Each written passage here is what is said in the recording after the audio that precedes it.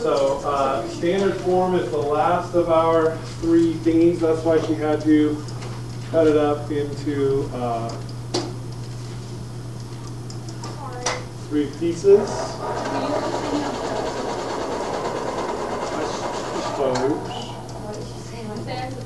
I said I suppose.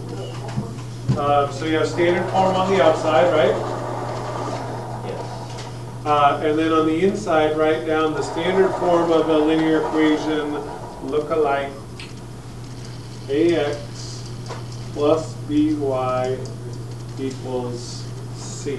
Wait, we write standard form on the front, right? Standard form on the front. We write it alphabetically?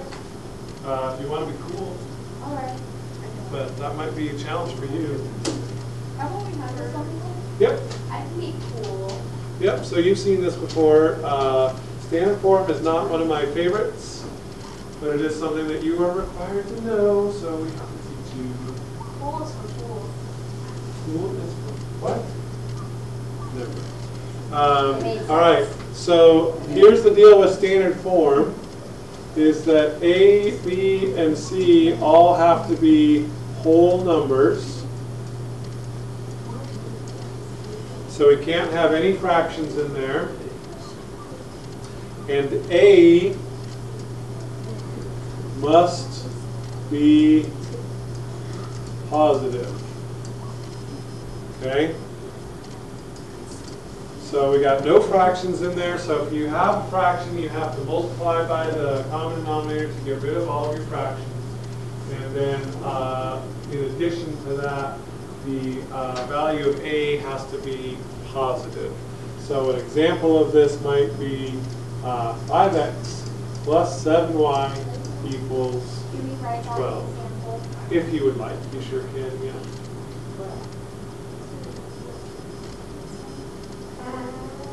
Okay?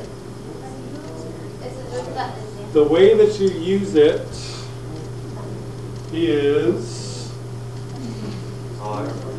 2 different, well, the main way that you use it is in graphing. So if you are asked to graph 3x plus 5y equals 15, this is about the only thing that it's useful for. Graphing? Uh-huh. So you should be able to look at this immediately and tell me where this line will cross the x-axis. 3. Oh, nope, close. 5. 5, good. Because if I cover up the y, if 3x equals 15, what does x have to equal? 5. So I can put a dot at 5. And now using that same method, you can tell me where it crosses the y-axis? 3. Because if I cover up the 3x, 5y equals 15 means y equals 3. And now that I know those 2 points, I can use that to graph the equation. Okay? So that's the main thing that it's useful for, is that you can very quickly find your x and y intercept. Oh, wow, that's easy. Okay? Yeah, so that is easy, but that's about it. Okay? Can I turn the page? Yes. Yes? Okay. The challenge is if you are given something in a different form and you have to write it into standard form. Okay, so how would I change this into standard form? Oh, I know. Okay, then tell us. Get x, y. Okay, so the first thing we have to do is get the x with the y, which is sort of opposite from what we're usually doing. So I'm going to subtract 3/4 x from both sides. So over here I have negative 3/4 x plus y equals, those cancel, negative 5. Holding up. Hold on, we gotta wait for Jennifer. It's okay. It's okay. Oh, so.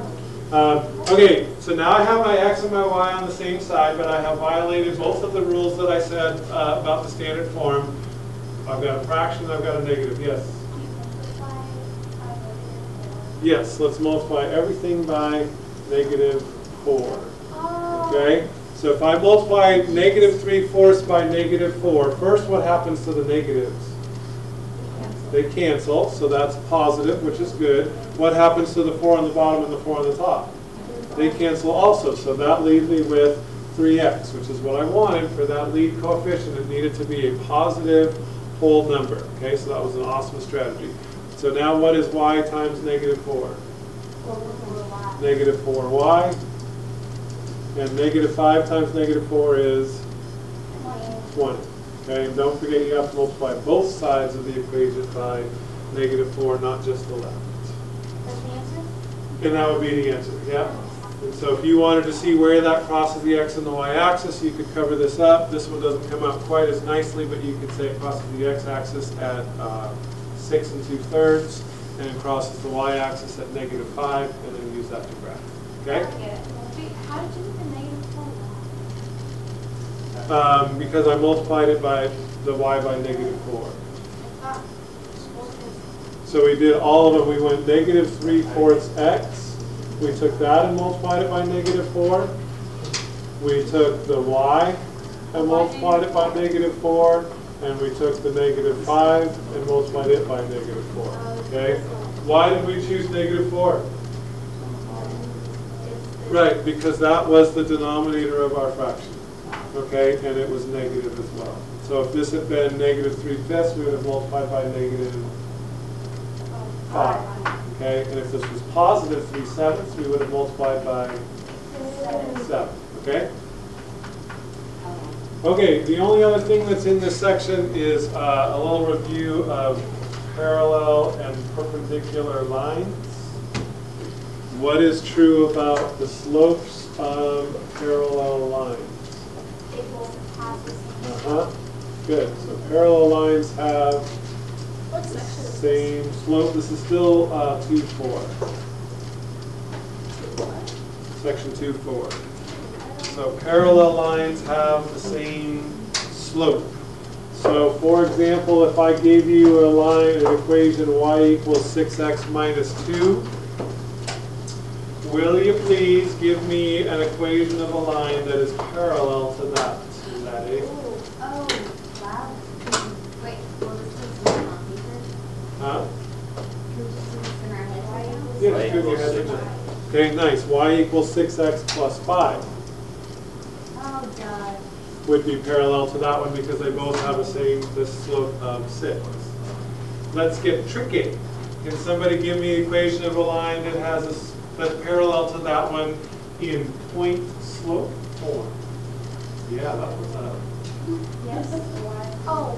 y minus, I heard over here, Y minus 2. y minus 2 equals 6x plus 7. 6 parentheses x plus 7. Yeah. Okay?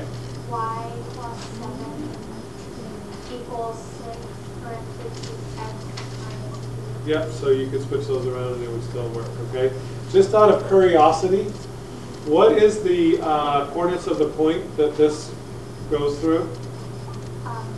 What's the x coordinate of the point that this line goes through? Flip one. Negative 7. Because if I went x minus negative 7, that would give me positive 7. And the y coordinate is positive 2. Does that make sense? So when you're looking for the coordinates of that point, you have to switch the signs because of the subtraction. Okay? So parallel lines have the same slope. What's true about the slopes of perpendicular lines? Opposite slope. What do you mean by opposite slope? Like if A would be negative 2 over A. Okay, so it's not just opposite, but it's also reciprocal. Good. So perpendicular lines have opposite reciprocal slopes. So again, if I tell you y equals 3/2 x minus 4, and I ask of you, will you please give me the equation of a line which is perpendicular to that point?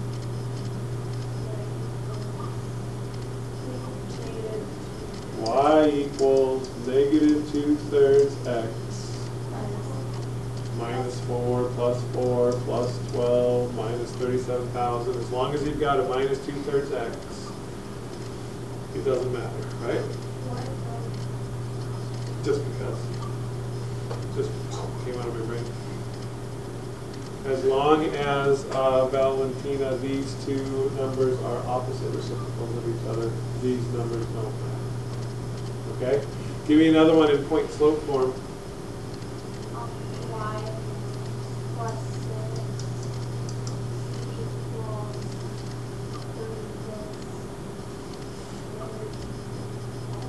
3 fifths? Yeah. No, I want it perpendicular to this. Oh. Okay. You're just giving me negative. 2/3. There you go. Parentheses x plus 4. Okay, good. And so again, just like in the other one, the 6 and the minus 4 just came from outer space. Plus What? 4. That doesn't matter. That doesn't matter. Why? Because as long as this slope is negative 2/3, these two lines will be perpendicular. These numbers can be whatever you want them to be. Oh. Okay? Because that'll just move the line from side to side, but it'll still be perpendicular to this one, which is what we want. Okay? Okay, so let's get a little bit tricky. Let's go parallel to y equals 6x minus 2 and through the point 1, negative 3.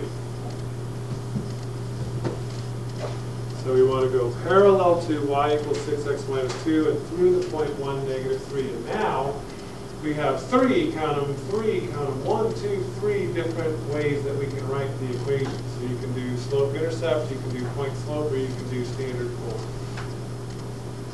So my question to you is, what will the slope of this new line be? 6. The slope of this one is 6, so the slope of our new one is also going to be 6 since they are parallel. What is the point that they go through? 1, negative 3. So if I have a point and I have a slope, what form do you think we should use? Maybe the point slope form. So yeah, be weird, that's okay. So y plus 3 equals 6 times. Okay, now let's be weird. Let's write this in all the different ways that we can.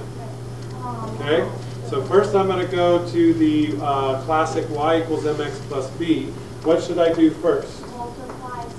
Good, distribute the 6. So y plus 3 equals 6x minus 6. And then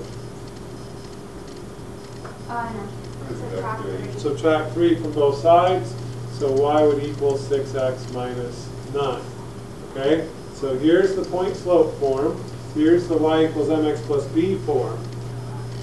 What do I need to do to this to get it into standard form? Subtract the 6x, so that would be minus 6x plus y equals negative 9. Divide by negative 1. Good. So negative 6x becomes positive 6x. Positive y becomes negative y. And negative 9 becomes positive 9. So these three things, if you graphed those, would give you the exact same graph. They're all mathematically equivalent. They're just written in the different forms that we talked about. Assignment. Okay? Assignment!